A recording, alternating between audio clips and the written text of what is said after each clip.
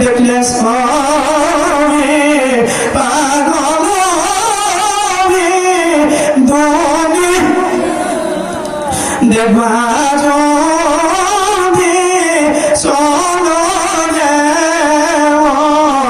মদিনায় দেখবা যদি চলো রে মদিনায়। আমার বন্ধুর কাছে যাও, আমার বন্ধুকে যায় সালাম দাও, আমার বন্ধুর কাছে যায় সালাম দেব না, আমার বন্ধুর কেমন লাগে। আল্লাহু আকবার। সালাম আসলেন আয়েশা, আমার আপনার নবী রাহমাতুল লিল আলামিনকে সালাম দিলেন, আসসালাতু ওয়াসসালামু আলাইকা ইয়া রাসূলুল্লাহ, আসসালাতু ওয়াসসালামু আলাইকা ইয়া হাবিবাল্লাহ, আসসালাতু ওয়াসসালামু আলাইকা ইয়া সাইয়্যিদুল মুরসালিন। নবী গো ওগো রাহমাতুল লিল আলামিন, আল্লাহ জানতে চাইছে কেমন লাগে। আল্লাহু আকবার। আল্লাহর পয়গম্বর যখন সালাম দিলেন, আল্লাহর পয়গম্বর ডাক দিয়ে বললেন, আজরাইল আমার ভালো লাগে না। আল্লাহু আকবার বলুন। আজরাইল চলে গেলেন।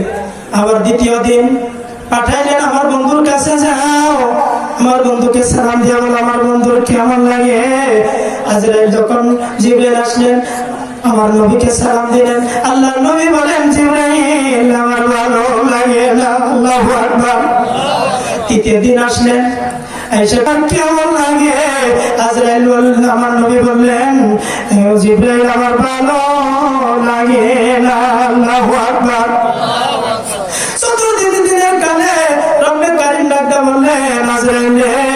একা এবার তুমি একা যাইবা না, তুমি আজরাইলকে সঙ্গে লইয়া যাও। আল্লাহু আকবার।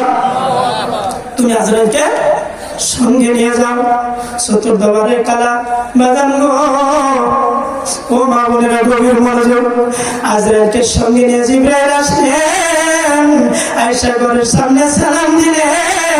আম্মা জান আয়েশা সিদ্দিকা রাদিয়াল্লাহু তাআলা, হযরত ফাতিমা জাহরা রাদিয়াল্লাহু তাআলা আল্লাহ রাসূল সাল্লাল্লাহু আলাইহি সাল্লামের হুজরার মধ্যে ছিলেন। আল্লাহ রাসূল বললেন, আয়েশা রে ঘরের দরজা খুলে দাও, জিবরাইল আসছে। জোরে জোরে কই সুবহানাল্লাহ। ঘরের দরজা খুলে দাও, জিবরাইল আসছে।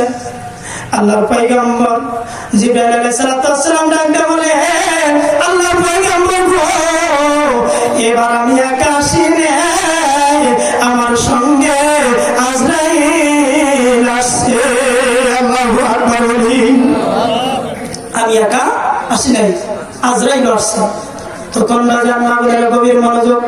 আজরাইল আলাইহিস সালাতু ওয়াস সালাম যখন ঘরের সামনে হাজির, আম্মা জান আয়েশা যখন ঘরের দরজা খুলে দিল, খুলে দেওয়ার পর আম্মা জান আয়েশা সিদ্দিকা রাদিয়াল্লাহু তাআলা কে ডাক দিয়ে বলে, আমার নবী ডাক দিয়ে বলে, আয়েশা রে তোমরা ঘর থেকে বের হয়ে যাও, জিবরাইল আসছে, আজরাইল আসছে। তারা কি বলবে? আমি তাকে দেখি আজরাইল এমন তার বিকট চেহারা, যার মাথাটা ওই আসমানের মধ্যে, পা দুইটা জমিনে। জোরে জোরে কই সুবহানাল্লাহ।